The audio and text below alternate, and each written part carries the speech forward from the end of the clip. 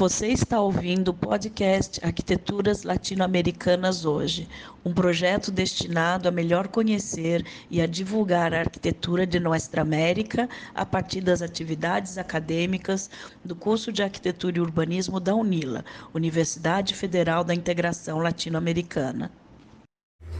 Olá, no episódio de hoje recebemos a Kaia Lazzarini, uma arquiteta brasileira com uma carreira dedicada à pesquisa e atuação em áreas relacionadas ao habitat e às propriedades coletivas da terra no Brasil e no México. Olá a todos que me escutam. Eu me chamo Ana Beatriz, junto com meu colega Ramiro estudo Arquitetura e Urbanismo na Universidade Federal da Integração Latino-Americana, mais conhecida como UNILA. E agradecemos a Kaia Lazzarini por aceitar essa entrevista. Boa noite. Para começar, eu queria perguntar um pouco sobre a sua trajetória profissional. Como que você começou a focar nessa área de habitat, falar sobre arquitetura popular e, assim, pensar a arquitetura com a sua interligação com os movimentos políticos e sociais? Boa noite, Ana. Boa noite, Ramiro.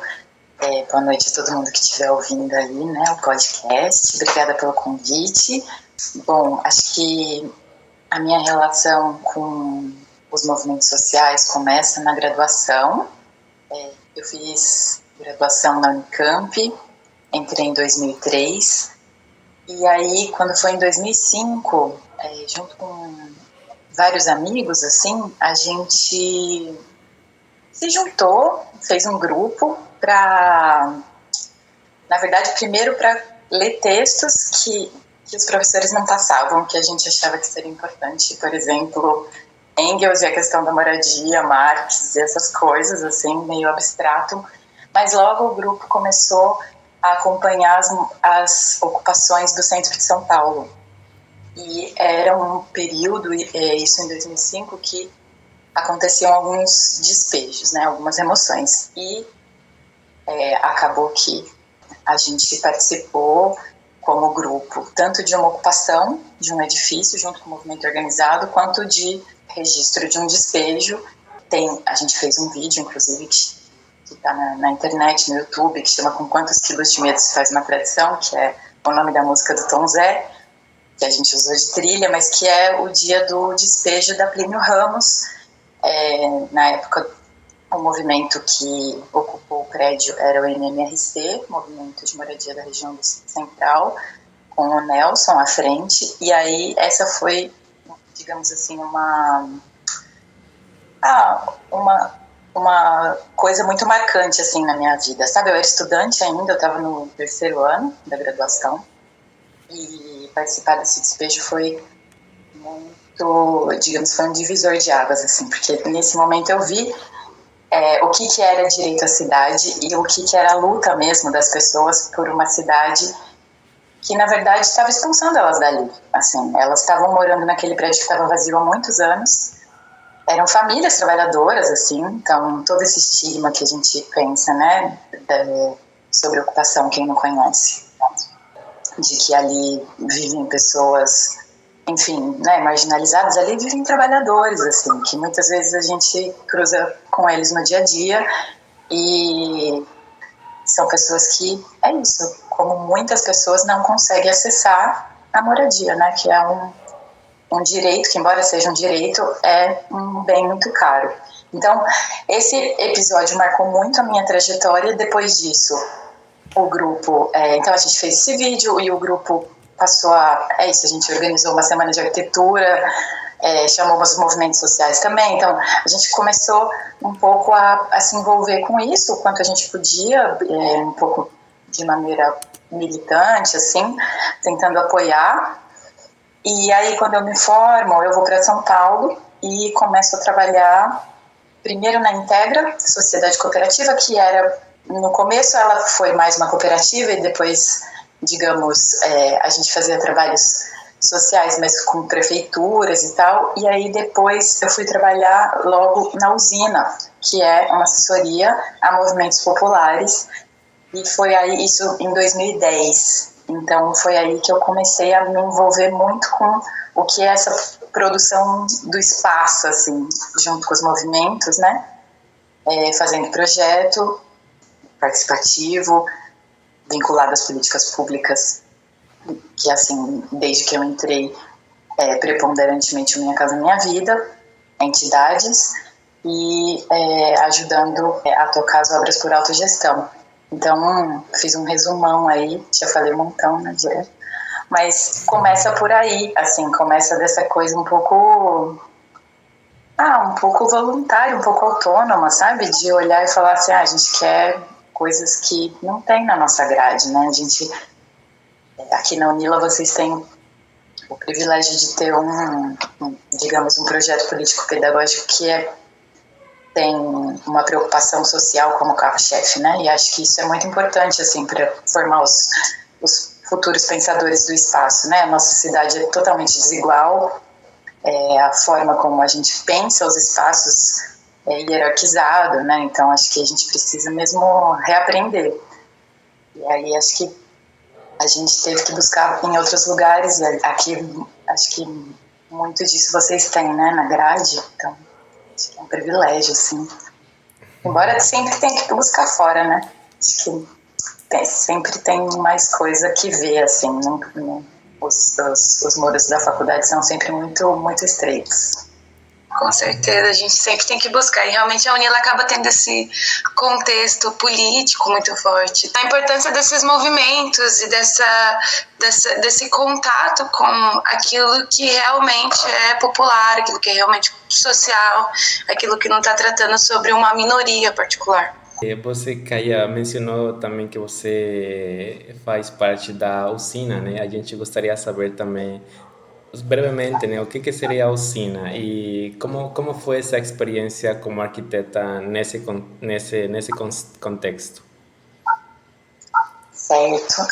Bom, a usina é uma assessoria técnica. O que é uma assessoria técnica? É um grupo, na sua maioria de arquitetos, mas tem também trabalhadores sociais, às vezes tem engenheiros, às vezes tem advogados, né? Então, em geral, é um grupo multidisciplinar que presta assessoria técnica aos movimentos populares. Então, a usina surge em 1990, num contexto onde havia uma política pública sendo promovida pela Prefeitura de São Paulo, pela prefeita Luísa Erundina. A prefeita Luísa Erundina foi eleita em 1989, né? E aí, nesse momento, ela promove uma política de habitação que estava vinculada ao fortalecimento dos movimentos que estavam surgindo, dos movimentos de moradia, destinando terrenos que eram do município para esses movimentos, destinando verba pública para esses movimentos autogerirem os seus conjuntos e garantindo assessoria técnica para que eles fizessem seus projetos. Então, nesse momento surgem muitos grupos de assessoria técnica em São Paulo para dar assessoria a esses movimentos, e aí se produzem muitos conjuntos habitacionais. Então, foi um momento de muita criação, assim, e a usina surge nesse bojo. Depois que a prefeita não é reeleita, né? Quando termina o mandato de 4 anos é eleito o Maluf, ele dá uma travada nos mutirões, e aí depois os mutirões eles sempre dependem de muita política pública, né? Então acabam que várias assessorias técnicas também foram fechando, porque esse é um tipo de política que ela não é estimulada totalmente, né, pelos governos, porque ela é uma política que, de alguma maneira, fortalece a nossa capacidade de decisão, ela fortalece a nossa capacidade de democracia interna, digamos, de democracia direta, porque a gente está o tempo todo decidindo sobre as coisas. Então, nesse processo, o que a usina faz, né? A usina ajuda os movimentos, junto com os movimentos ou associações de moradores. A gente busca o terreno junto, busca uma política pública que garanta essa construção. Então, no geral, a gente acessa as políticas públicas de habitação para construir com a política pública, para que as famílias não tenham que se onerar, né, com o seu próprio salário. Fazemos o projeto participativo junto com as famílias, então tem várias metodologias que são desenvolvidas para isso, né? Tem algumas discussões sobre isso, alguns textos, e aí aprova o projeto, faz todas as peças técnicas que são necessárias e depois começa a obra por autogestão. Então a gente também dá essa assessoria na obra, que é formar uma equipe de obra junto com as pessoas que vão morar e fazer junto esse exercício de gerir essa obra, que é super complexo, né? Não é uma coisa que é simples. Pensem que sempre são obras, no geral são obras grandes, né? Assim, a última obra que eu coordenei foi no Maranhão, para 312 famílias, né? Então 312 casas num terreno de 38 hectares, né? 380 mil metros quadrados, com toda a infraestrutura, ruas e tal. E aí é sempre um processo muito complexo que envolve muita formação com quem está fazendo junto com a gente, com quem vai morar. Então, a gente costuma dizer que os arquitetos que vão trabalhar nessas assessorias técnicas, eles também têm que ser arquitetos educadores, né? Porque, ao final, o nosso trabalho bastante é conseguir democratizar um pouco mais essa coisa da arquitetura que foi sendo, à medida que o capitalismo foi avançando, ela foi sendo tirada das pessoas, né? Antes a gente sabia construir nossas casas, hoje a gente não sabe mais. Então, acho que as assessorias técnicas, elas têm um pouco essa perspectiva de apoiar os movimentos sociais, no sentido também de pensar que a gente produzir o espaço juntos, né, é produzir um outro espaço, de outras formas. E aí esse espaço vai ficar lá, né? E esse espaço vai, no fim, depois gerar outra sociabilidade. Então, eu acho que tem um pouco a ver com isso, assim. Apoiar os movimentos sociais tem a ver com a gente poder também, aos poucos, e nessas experiências que são pequenas, limitadas e super contraditórias, poder experimentar outros tipos de sociabilidade, né? Sim, é muito interessante ver a importância desse trabalho, a importância de toda essa assessoria técnica. E uma coisa que acabou trazendo curiosidade é como que fica a questão do processo projetual, de tentar entender as particularidades dos lugares, se existe uma metodologia para conseguir incorporar isso na edificação, como que é feito esse processo para entender, até mesmo falando sobre metodologia participativa, se tem alguns pontos que você destaca como mais importante. Uhum. Olha, Ana, é bem interessante isso, e muita gente sempre pergunta se existe um passo a passo, né? E a verdade é que não existe uma metodologia, né? Existem várias metodologias de projeto participativo, existem também algumas ferramentas, assim, que a gente acaba usando e que a gente percebe que funciona. Então, acho que tem uma primeira coisa que precisa, quando a gente vai pensar no processo participativo de projeto, entender é que cada grupo é um grupo, cada grupo tem uma necessidade específica, uma história específica, e é muito importante que a gente esteja atento para escutar, né? Então, acho que a primeira coisa para fazer funcionar o processo participativo é você se entender como um ouvinte, para que você seja um canal para entender e conseguir traduzir em arquitetura aquilo que está acontecendo, né? Porque a gente tem um conhecimento específico que a gente vai construindo na faculdade, só que as pessoas têm outros conhecimentos sobre como morar que a gente não tem. E cada comunidade vai ter um. E aí tem um outro desafio do processo participativo que a usina desenvolve, que é a gente não individualiza o processo. Então a gente nunca vai dar uma folha de papel para cada um desenhar. A gente tenta sempre, né? E acaba sempre fazendo isso de maneira coletiva. O que significa também pensar em formas de como isso se coletiviza, né? Então, por exemplo, uma das ferramentas que funciona na maioria dos grupos, digamos, é separar o grupo em homens, mulheres, crianças e jovens e idosos. Essa separação por gênero e idade, e aí a gente ao separar os grupos, faz um debate sobre como que cada grupo usa o ambiente da casa de maneira diferente. Então, como que as mulheres usam a cozinha, como os homens usam a cozinha, como as crianças usam a cozinha e como os idosos usam a cozinha. Aí você fala, não, mas e as mulheres idosas, homens idosos? Às vezes as mulheres idosas querem ficar no grupo das mulheres, às vezes elas querem ficar... E aí tudo bem, não tem... Nada é super estático e fixo. Assim, as pessoas também, onde elas se sentem mais à vontade, elas vão. No geral, o grupo das mulheres é gigante, né, 80%, 90% do grupo. No geral, o grupo dos homens é pequeno. E nesse momento ocorre uma coisa muito importante, que é uma inversão de poder, né? Que no geral, na nossa sociedade machista, o homem tem mais poder. O núcleo familiar, isso se reproduz, tanto que a gente sabe, né, os índices de violência doméstica. O homem, ele exerce esse poder de várias formas, inclusive através da violência. Quando a gente separa o grupo em gênero, e as mulheres se veem em maioria, e elas começam a discutir como usam os espaços da casa, a cozinha vira o centro da discussão. E elas colocam que a cozinha tem que ser o maior espaço da casa. Quando elas se veem em maioria e entendem o poder que é isso, é uma questão, assim, de justamente número. Aí elas falam assim, a cozinha vai ser o maior espaço da casa porque nós somos a maioria. E é a gente que cozinha. E na verdade, a gente que organiza. Então, assim, a lavanderia, elas dizem, olha, a lavanderia tem que ser iluminada, ventilada, tem que ser um espaço bom para conseguir passar a roupa, para conseguir ter o tanquinho, no caso de piquear, por exemplo, tinha que ter o tanque de 3 cubas, porque era como no Maranhão, enfim. Então, tem uma pauta que vem a partir da reprodução da vida, que faz com que a casa faça mais sentido, porque a casa é o espaço da reprodução.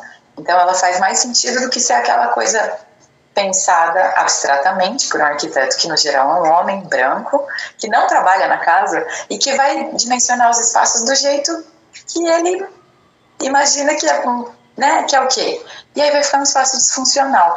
Então, acaba que o processo participativo, ele faz com que os espaços fiquem mais, eu acho, adequados às nossas necessidades mesmo. Então, a cozinha, ela é sempre o centro da casa, a cozinha é o maior espaço, é iluminado, porque as crianças estudam na cozinha, é onde as mulheres passam a maioria do tempo, é onde a família se reúne muitas vezes para comer.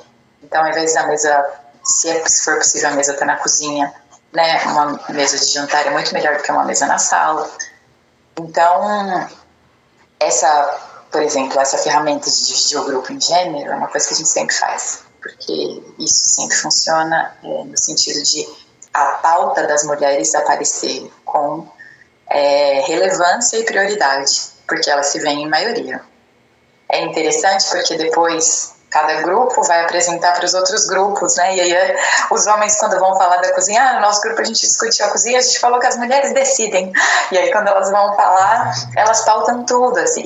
E é muito bonito como elas pautam a casa coletivamente, né? Então, por exemplo, elas sempre pautam, tem que ter 2, se tiver só 2 dormitórios, um pode ser o maior, porque daí ficam os filhos, e no dormitório menor fica o casal.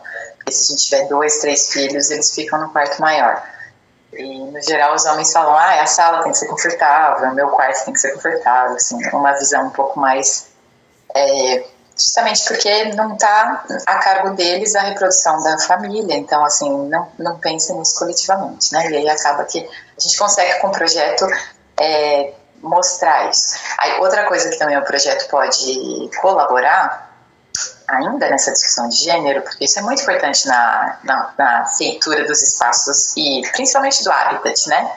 É na discussão dos espaços comuns. No geral, os homens vão dizer sobre o estacionamento e sobre um campo de futebol, no geral, né? Claro que tem homens de exceção e claro que toda generalização incorre sobre muitas injustiças, mas no geral as mulheres vão falar, a gente quer pracinhas pequenas que várias casas em volta possam olhar e que sejam perto de casa para a gente poder, por exemplo, assim, enquanto as crianças estão brincando, uma de nós está olhando, a outra está cuidando da casa, a outra não sei o quê, para a gente dividir a tarefa doméstica da reprodução da vida.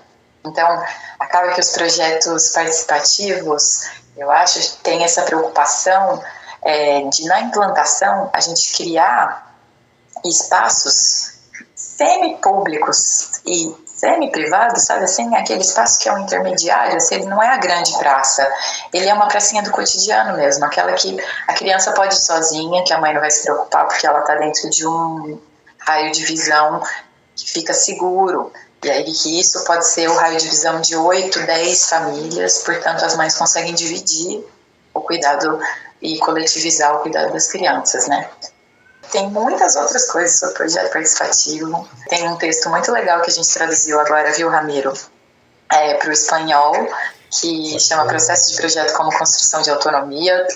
A gente fez a tradução, eu e uma grande amiga argentina, Eugênia Durante, que hoje mora no México, mas que eu acho que é um texto bem legal, assim, de referência sobre o projeto, que ele vai falar um pouco essas diretrizes políticas do processo participativo, sabe? Muito mais do que qual metodologia, mas o que a gente tem que buscar. Então, buscar desconstruir, por exemplo, essa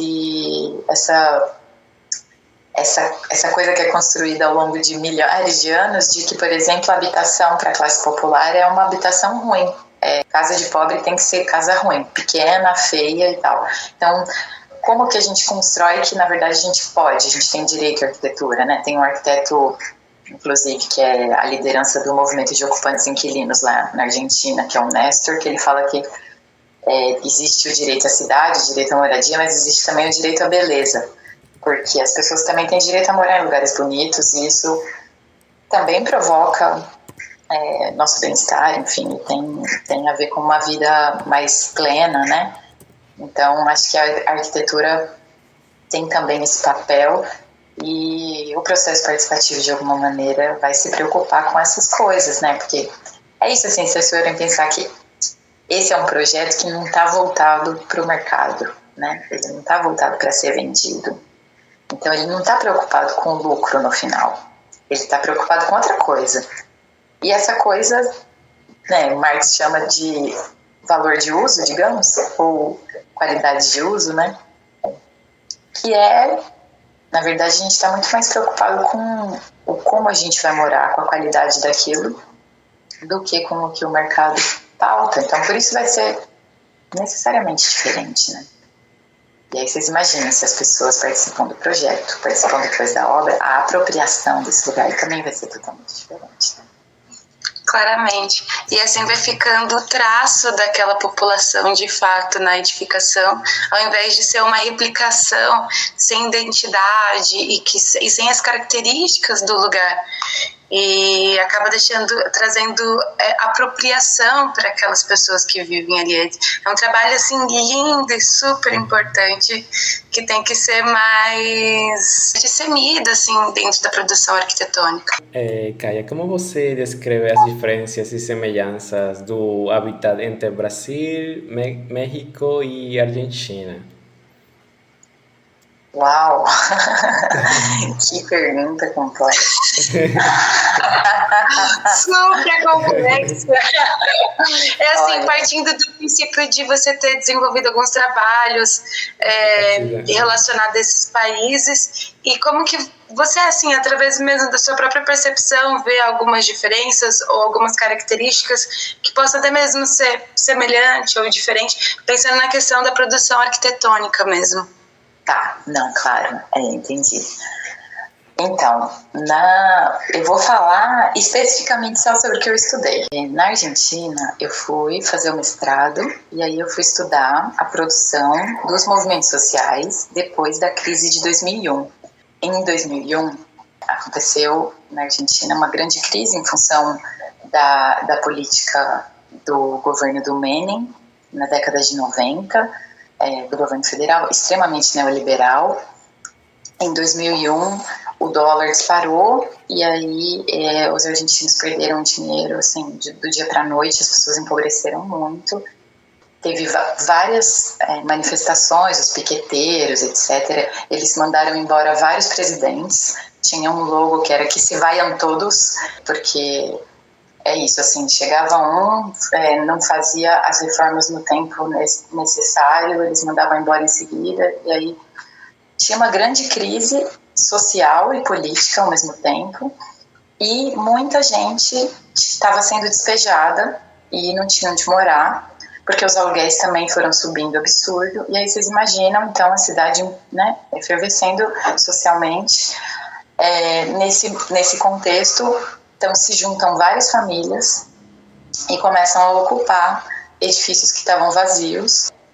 Alguns movimentos que já existiam se fortaleceram, e um desses movimentos que já existiam desde o fim da década de 80 e que já estavam em alguns edifícios ocupando, um deles é o movimento de ocupantes inquilinos, o MOI, aproveita esse momento de 2001 e acha uma brecha na legislatura e consegue aprovar uma lei, a Lei 341, de produção por autogestão. Então, o que essa lei fala? Que, a partir daquele momento, os movimentos sociais e associações de bairro podem acessar um recurso da prefeitura para construir os seus conjuntos junto com assessoria técnica, igualzinho o pessoal lá em São Paulo fez na década de 80, de 90. E aí, então, nesse momento, aí o MOI, por exemplo, consegue comprar alguns terrenos, porque como o dólar está mudando muito de valor, às vezes conseguia comprar um negócio porque o proprietário estava abandonando, ou porque já não tinha mais ninguém, ou porque não tinha atualizado o preço. Compram alguns terrenos e começam os projetos vinculados a essa lei. Além do MOI, outros movimentos também fizeram outros projetos, e aí isso gerou, então, digamos, em Buenos Aires, né, porque isso é local, não é nacional, é uma política da cidade de Buenos Aires, que é o Distrito Federal. Isso gerou mais ou menos 100 conjuntos habitacionais produzidos por cooperativas de habitação, por movimentos sociais, por associações de bairro, com várias assessorias técnicas e de vários movimentos diferentes. O MOI era um deles. E aí eu fui, então, morar na Argentina e conheci esse movimento e fui fazer um mestrado sobre eles, um pouco estudando, não só o movimento, mas estudando esse processo da lei, e acabei tirando fotos dos prédios, né? Fui lá, entrevistei as famílias para perguntar como tinha sido o processo, eu queria um pouco ver quais eram as semelhanças disso com o que a gente fazia no Brasil também, junto com os movimentos, né? Então, tem muitas coisas semelhantes, né? Aí vocês perguntaram quais são as semelhanças. Tem muitas coisas semelhantes. Eu acho que na América Latina, e aí por isso a Unila tem esse papel tão importante, né? Assim, na América Latina a gente tem a questão territorial, é uma coisa que nos une. Então, lamentavelmente, a questão colonial também é uma coisa que nos une, né? Então, a colonização e a expropriação, todas as violências que a gente sofreu, que até hoje estão aí perpetuadas nos nossos territórios, é uma coisa comum na América Latina. Então, quais as semelhanças dos habitats na Argentina, no Brasil e no México? Bom, primeiro que tem muita coisa produzida por população organizada nesses 3 países. Então, por exemplo, no México, eu fui fazer o doutorado agora, quando eu cheguei lá, na primeira semana, me levaram num prédio do movimento de moradia, na região lá no centro da cidade do México, que tinha um temazcal, que é um negócio que eu não conhecia, é uma sauna indígena, assim, tipo um forno assim, de pizza gigante, que cabe, sei lá, umas 10 pessoas, e eles botam umas pedras quentes, saindo fumaça, e você faz essa sauna, que é ancestral, é dos povos tradicionais, não sei se dos mexicas ou dos aztecas, enfim, mas é dos povos tradicionais mexicanos, que tem essa função de purificar o espírito. Então tem vários cantos, super legal. Eu fiz isso na primeira semana num prédio do centro, construído pelo movimento, e aí depois descubro que esse movimento que construiu muitos prédios na cidade do México, inclusive construiu muito mais do que a gente tem no Brasil, porque é isso, assim, o Brasil tem uma escala enorme. Então, quando eu fui para a Argentina, por exemplo, os maiores conjuntos, acho que o maior conjunto da Lei 341, se eu não me engano, tinha 300 e poucas unidades. E eles falaram, a gente acha que esse é o maior conjunto da América Latina. Eu falei, não, lá no Brasil a gente tem conjuntos de 1000 unidades, assim, não que seja bom, né, mas a gente tem, nessa coisa da escala gigante. E o México é gigante também, né, então tem essa coisa também de vários conjuntos muito grandes. Lá o movimento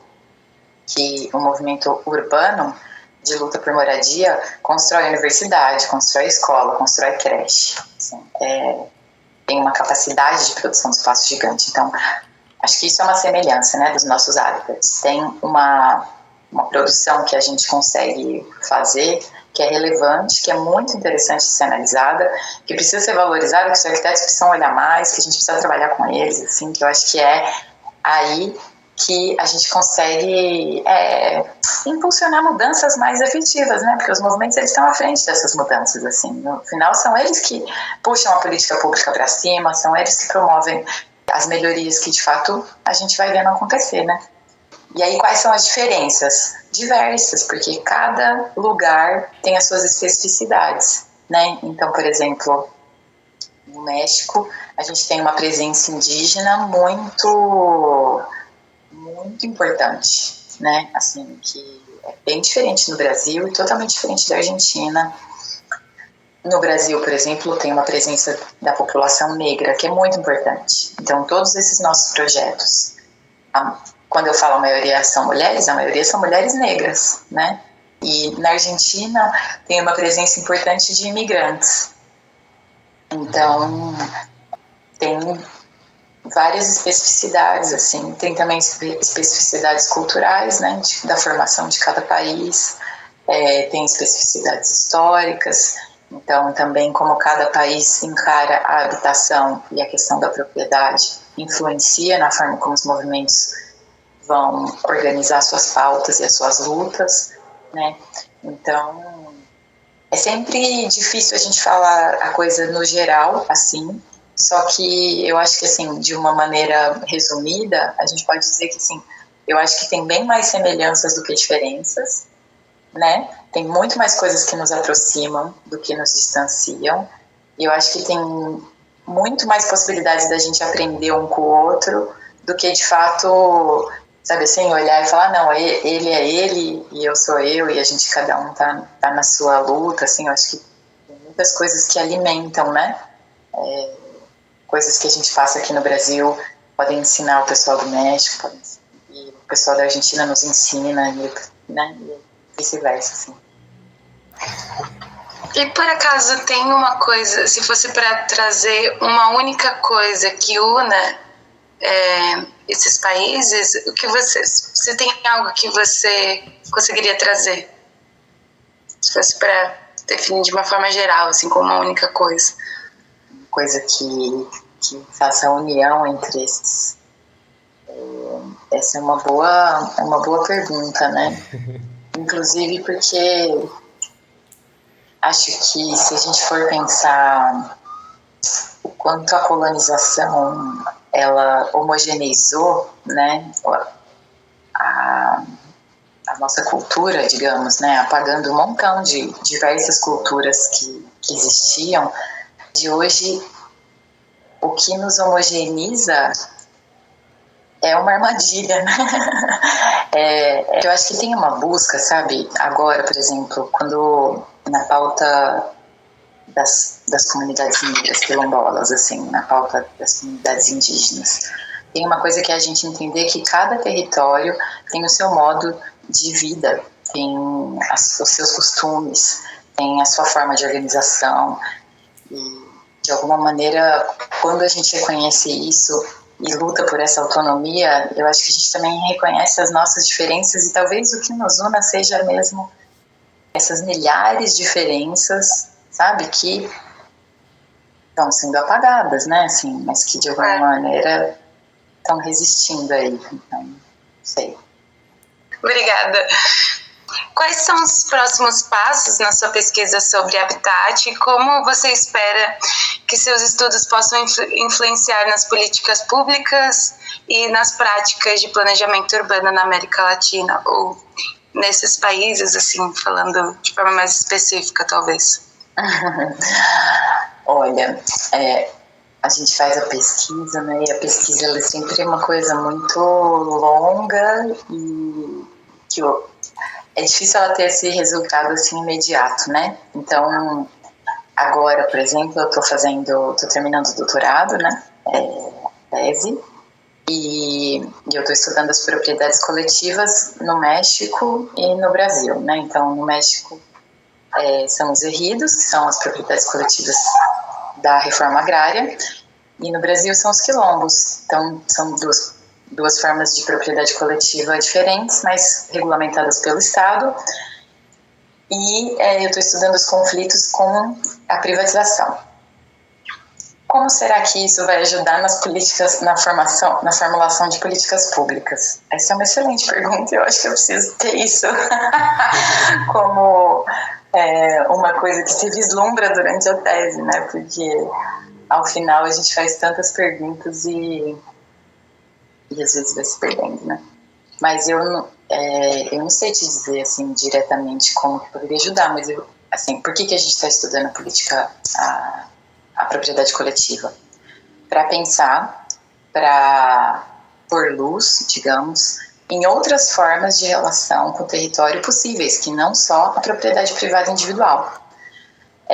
Então, eu acho que, sim, de alguma maneira, é um trabalho que pode subsidiar o planejamento urbano, à medida que a gente consegue imaginar outras formas de relação com o território, outras formas de propriedade possíveis.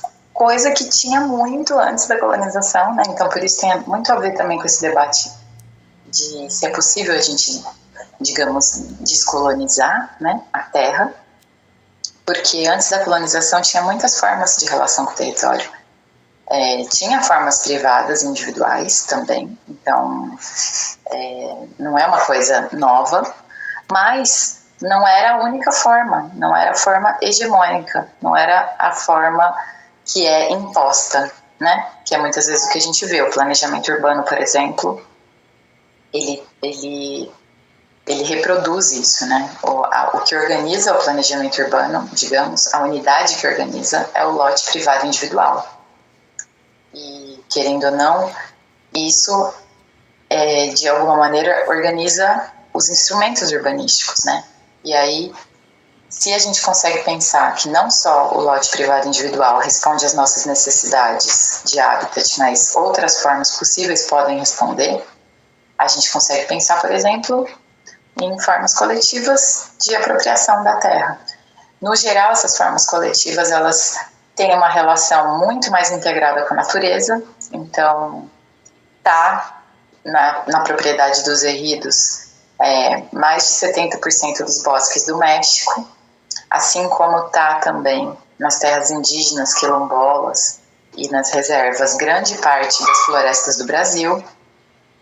São as áreas que são mais preservadas. Esses povos, eles mantêm uma relação com a natureza que é muito mais integrada, mesmo os camponeses, né, que não são povos originários indígenas necessariamente, mantêm uma conexão com a terra que é muito mais integrada do que a gente pratica na cidade.